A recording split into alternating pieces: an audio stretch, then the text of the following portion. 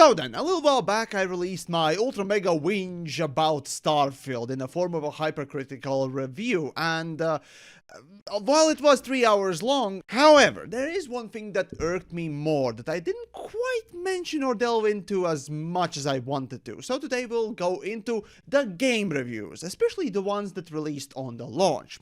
See, Bethesda, like many other companies, they're not unique in this one, but still decided to self-congratulate and release a trailer celebrating all these 10 out of 10 reviews. So, today I wanted to examine these alleged 10 out of 10 game reviews for a game that, well, publicly and even critically speaking, is a far lower scored game. And in fact, not only just reviews themselves, but also people behind them. And maybe we can find some sort of a pattern in their work, and in fact, the gaming journalist industry itself. So don't think that I'm just picking on the big boys, though they do represent the industry a bit more, so they kinda deserve it. So, let's delve in. Alright then, well, let's head on to Starfield's official page, where the first video, of course, is that trailer that I mentioned. It's a masterpiece, says Vice. So, let's start with them. Starfield is Bethesda's surprising masterpiece. That's the whole review. Wow, for a masterpiece, that's a long write-up. Now, obviously, for a written-up article, you don't want to go into a video's length of just drivel, right? You don't want massive pages. But even so, for something that you would call masterpiece, when the player lands on the planet to do a bit of a space hiking, the game generates points of interest around the area and the ship. Usually an abandoned mine, an outpost, there's usually two. But just naming the things you do in a review to call them good, well, weak premise to say the least, but okay. Let's continue reading on. But then, why is it masterpiece? God damn it. Alright, and then he goes on to mention a couple of things in the quest that, you know, he likes and does, and ooh, you can become a pirate, and ooh, you will raid a bank vault, and ooh, you get doing some drug deals, and ooh, all that stuff. Okay, fine. The critique, I guess, the closest that at least we've gotten to it, is writing and quality of these quests is all over the place. Some are well written, well acted, others are route and boring. But that's not exactly the most critical view, though. God damn it! Can you fuck off, email? And then we come to an obvious part in the review where he mentions, essentially, oh, well, hey, there is invisible walls when you land on the planets, and yeah, that might be controversial for some who enjoyed the handcrafted style of previous Bethesda games. Already, some discussion around Starfield has turned a critic... I can't English. As gamers angrily lamented that they can't walk around the entire circumference of a planet. Brackets, which sounds pretty boring. Yeah, why would you want to explore a fucking planet unencumbered by any invisible walls in a game that's, well, predominantly, well, plastering itself as an exploration game? That would be just boring, right? Of course, there's the obligatory non-enthusiast mention of, oh, on PC and Xbox, Starfield run well and had few issues. Yes, it doesn't have a lot of bugs, and he mentions that, oh, well, NPCs do have the wooden look. That's completely fair, but when it comes to performance, no, it's provably wrong. Like it's genuinely, objectively, provably wrong. The second game is something different. It's the one made by a studio at the height of their powers. One that understands its strengths and the way players interact with their games. Okay, it's what makes Starfield a masterpiece. And I can't wait for people to discover it so I can talk about it. For somebody who focuses so much on what you do in the story and how you, what things you do, it's basically the fanboy's approach of just, oh, wow, I can shoot a pew pew gun, and wow, there's an explosion, and yes, it's so cool. But that's the problem with that sort of a reviewer. They don't go into actual detail as to critically examine what is possible and what is not. Right, so I said that we look into who these writers are, and Matthew here, who reviewed Starfield, well, he seems to be more or less competent writer in at least article-wise, and that's fair enough. He covers a variety of things. Overall, there's a notable capability behind this particular writer, and you can feel that in the review as well, even though it feels like the man is not exactly familiar with game journalism or reviewing. It's just something that was feels like given to him to review. Alright, so next we got is Cinematic Masterwork. Oh my god, okay, oh wow, this review is even shorter than the last one, Jesus Christ, okay. Written by Adam. Okay, so, have you ever heard of Jurassic Park effect? In the 90s, Steven why am I talking about 30-year-old movie? I know it sounds like exaggeration, but Starfield is so good, so once-in-a-generation spectacular. I honestly believe it'll be Jurassic Park effect on astronomy and aerospace engineering for decades to come. First of all, son, that already happened.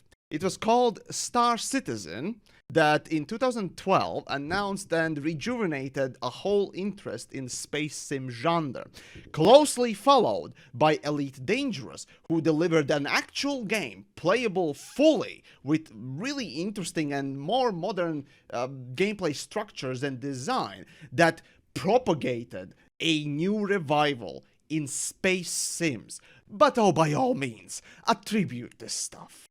Moving on. Oh boy, this review reads like... Well, anyways, let me read it out.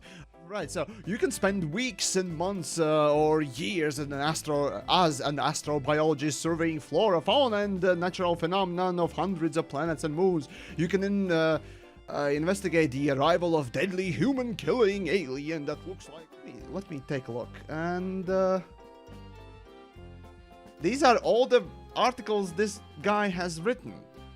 It clearly is not a game review, right? Or at least with Esquire, Adam hasn't exactly been reviewing games, though for whatever reason he's been given that. Okay, whatever, fine. You can review a game and you can be an outside reviewer or a first-time reviewer and still make a great review. It can happen easily. But one thing I noticed that both of these reviews have done is basically just list the things you can do in the games without actually mentioning how they're cool or how they're good. They're just basically implying that, well, you can become a space cop and that's cool, right? What is the weirdest thing is the whole cinematic part. There's no explanation. He's just listing things, essentially. Mr. Adam here is listing just things you can do in Starfield, and that automatically makes it cinematic. Son, do you know what word cinematic, hell, even implies usually in a nondescript, non-definition way? And the dialogue that is presented to you. God damn it! Okay, so it's interesting that Adam here actually ends up being notably more critical and on the point than... Oh my...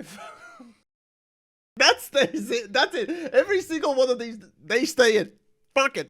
Starfield's bland, you walked up to a character, the camera is torn out of your face, and position appropriate medium shot.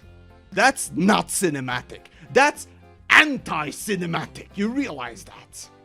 But by all means, do call a game like this a cinematic master.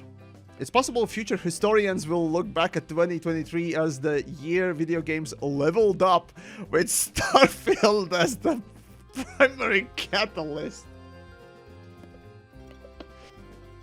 Oh my god. if we imagine that this is not supposed to be a review, which, well, frankly speaking, it's an article, sure, but basically it's nothing much more than a puff piece. Forbes is 9 out of... oh, okay, Forbes. Well, we'll take a look at that. Alright, so, Starfield review. It is what you wanted it to be. Sure, why not? Right, so this review already starts like an actual game review, which is pretty nice to see for a change in comparison to those non-game reviewers. Fine, but unforeseen effects of your choices that circle back around in ways you didn't expect. This is bullshit. Like, I proved this.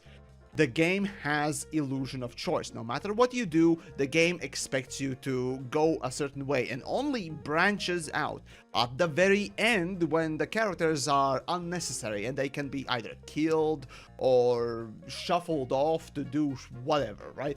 There really is no fucking choice that circles back. This is a lie. Like, this genuinely is a lie of somebody who simply takes these ideas and illusions of choice as real choices and don't realize what they are. Also, sometimes weak at things that Bethesda are weak at.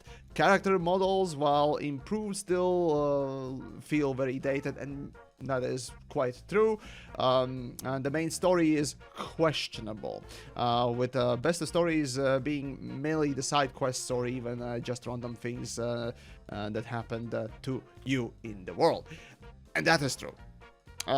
This whole paragraph, does that sound like a 9.5 out of 10? But the meat of the game is not really the main quest, it's everything else. So again, 9 out of 5. 9.5 out of 10, Jesus Christ. Okay, there are star systems that aren't on the map. There are planets and POIs that only appear when scanned. This is actually not true. The scanning only reveals the composition of the planet's stuff, essentially. No, this is blatantly wrong. All the systems that are there are there. You can immediately go to them. But no, this is blatantly wrong. What the hell? Upgrading makes it mildly less terrible, but it takes forever. 80 hours in, and I have not even hit the requirements of getting the final rank of oxygen upgrades. Yeah, that's called grind, my son. The game is grindy, and you fail to realize that. Well, by now you should realize that. But to answer the famous planet boundaries question, no, it's not a big deal given that you have to walk 40 minutes in one direction to hit it. So this already tells me this man has never done it. He, as a reviewer, he knows about it, but he has never done it. Something you'll never ever need to do. I never hit an invisible wall in my entire playtime, and chances are you won't either.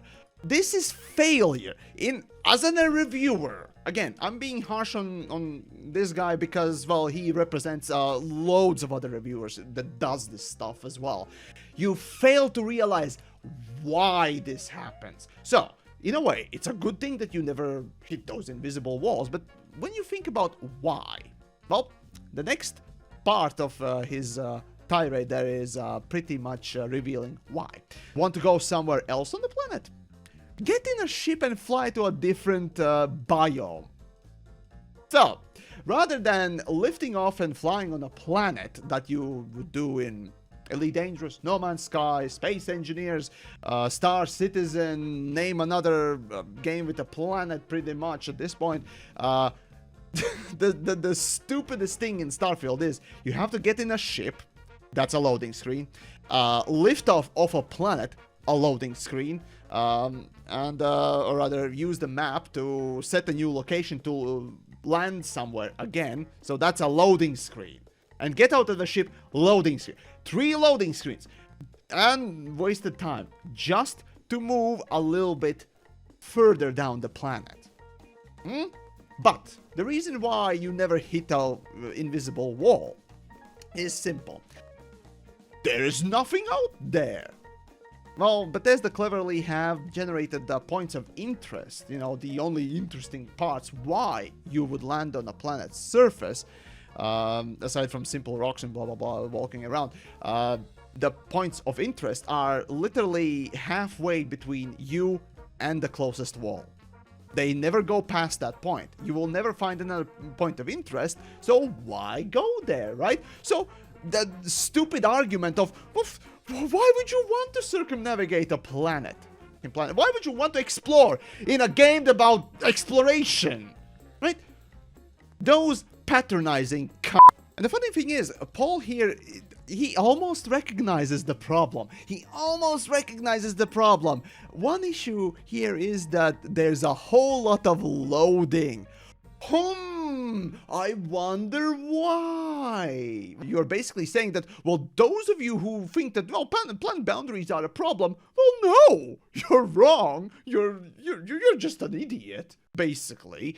If you think that the planet boundaries are a problem and complain about it, and then goes on to complain that there are a whole lot of loading screens without recognition that those two things are connected.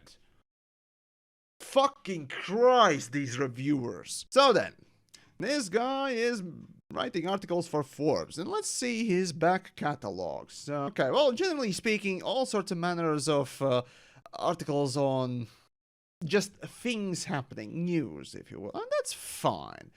Okay, he has some past in reviewing games and covering news. That's fair enough. Now, this is the sort of a best case gaming journalist you can find, and Destructoid. Well, alright, let's take a look at Destructoid.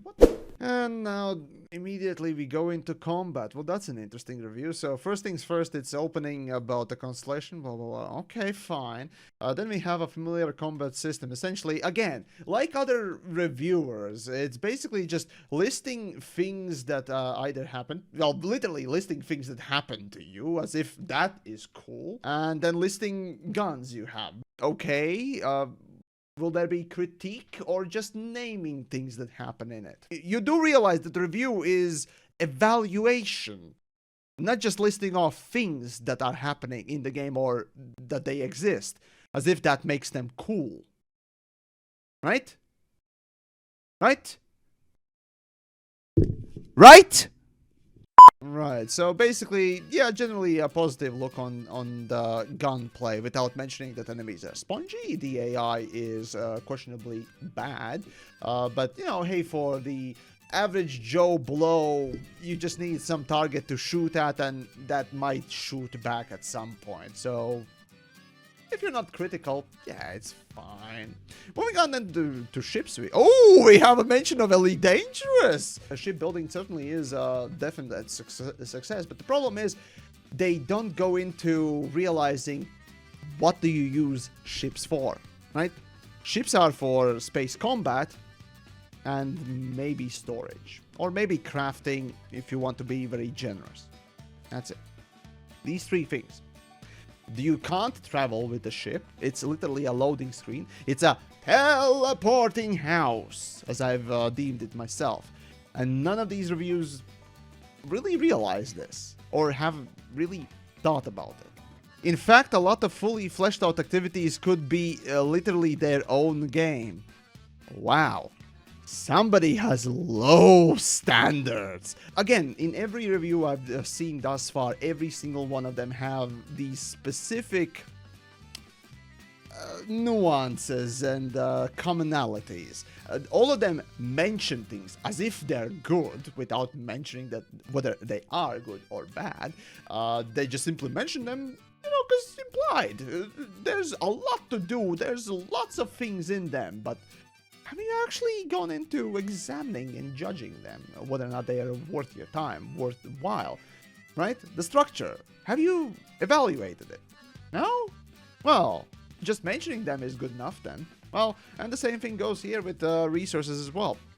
And definitely a low bar of entry for what counts as a fun activity or even a full game. characters growth done. Hold on, what?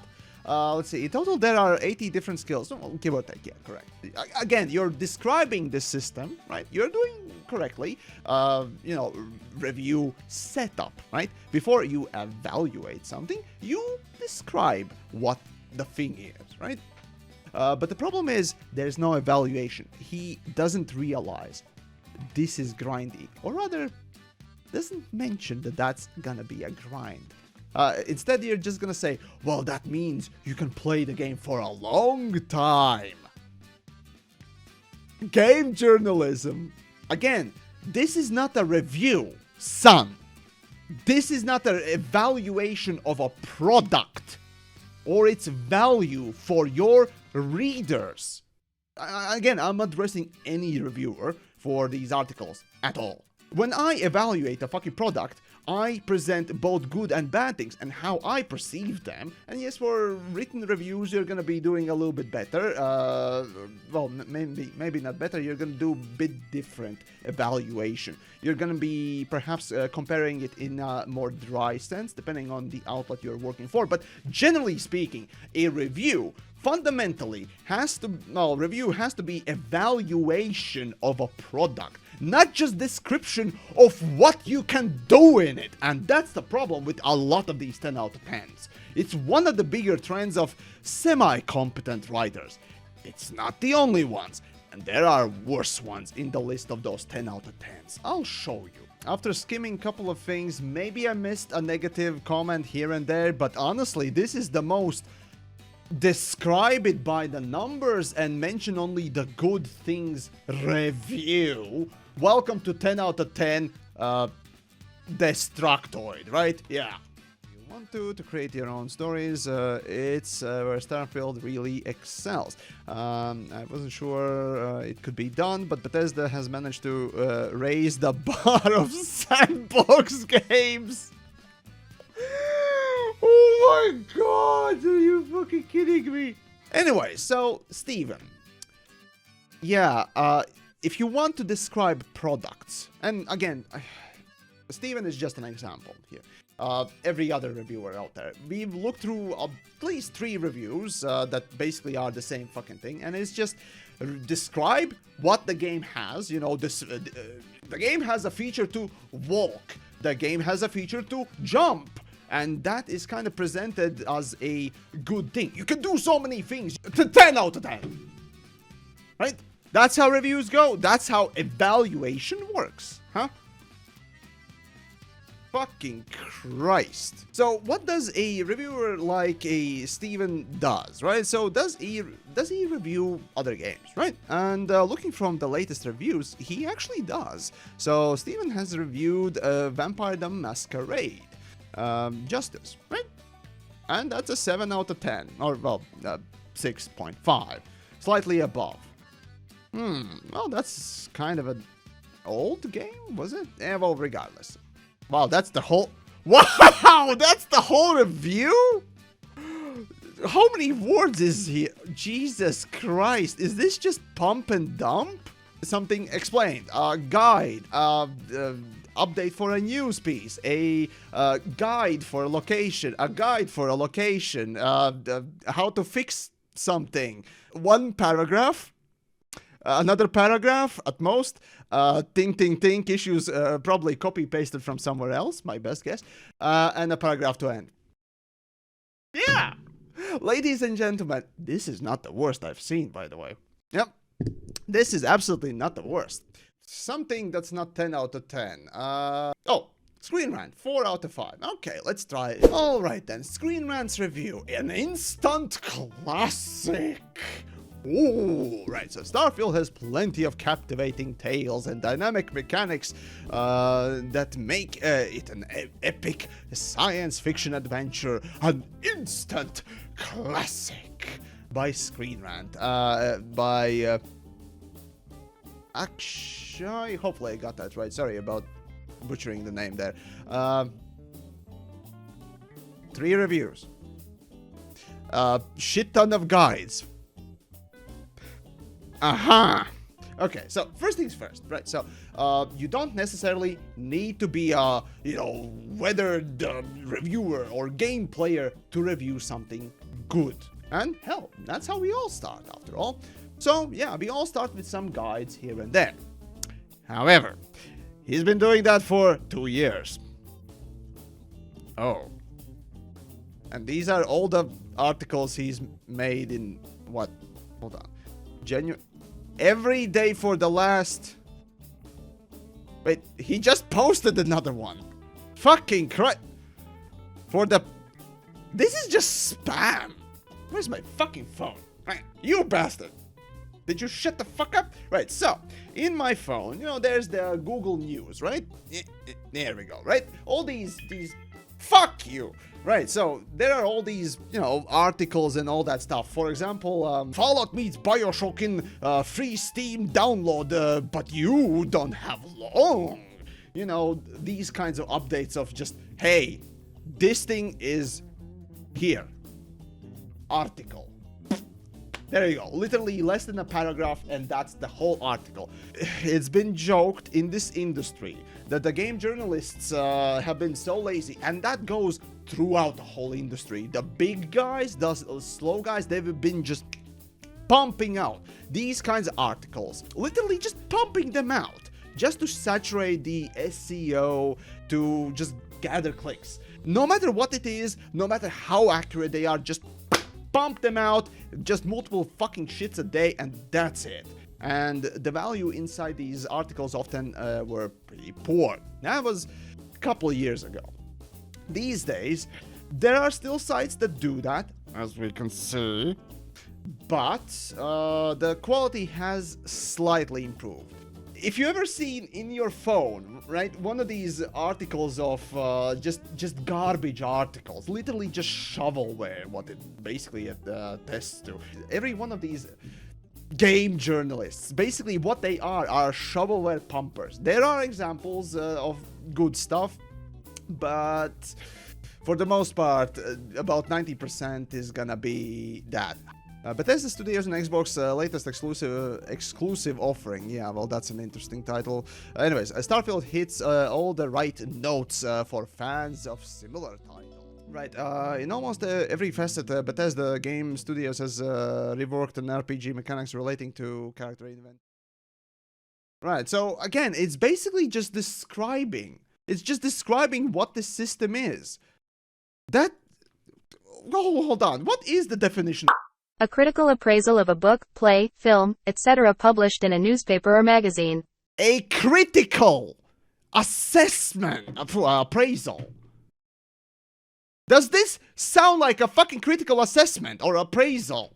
By just describing shit. These fucking game journalists, these fucking hacks. Again, this is just an example. I've seen this everywhere. In all these fucking old outlets, you can constantly see these articles pop in and out. That's the level of writing, skill, and capability. And, of course, definitely honesty of these fucking hacks. And then, of course, companies like Bethesda are so very keen on putting on the 10 out of 10s everywhere on their main fucking page, because, oh, guess what? This outlet just simply described your product without actually appraising or evaluating your product. Of course, because you sent them an embargo copy and they won't, turn out a critical response to it. This is not a technical review. This is not even a review. This is a goddamn promo piece. That's all it is. It's just describing what the fucking game has. Hell, you can just copy this fucking nonsense and paste it in the Steam page. You won't feel a difference. I guarantee you this is a lot better review than this. Anyways, even though Starfield is slightly rough around the edges, ooh, that's very, very critical, isn't it? Fucking Christ. Where did you say that it was critical? Oh, because of the bugs a little bit here and there, and maybe performance on Xbox? Aw, that's it?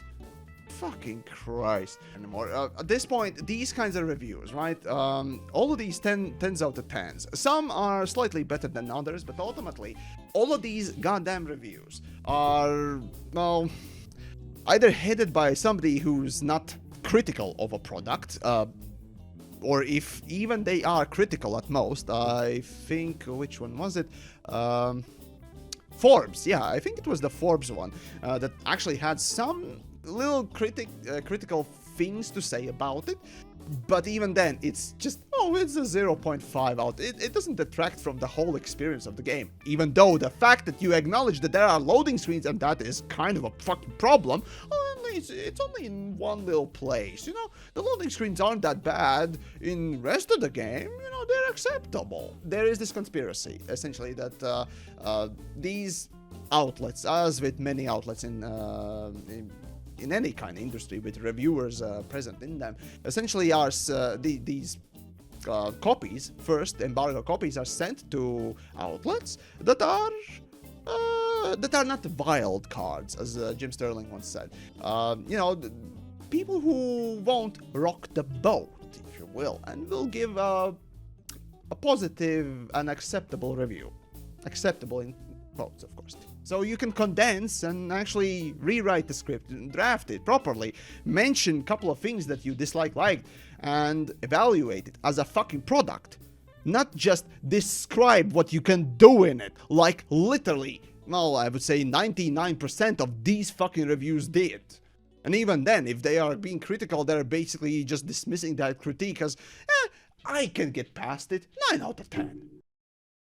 That's the gaming journalism we're dealing with these days. It is a fucking curse and plague. This is why video reviews are far more important and impactful and meaningful than any of the written things. Of course, there are exceptions of genuinely greatly written reviews, and those usually tend to get buried under the sludge and just copy-pasted garbage.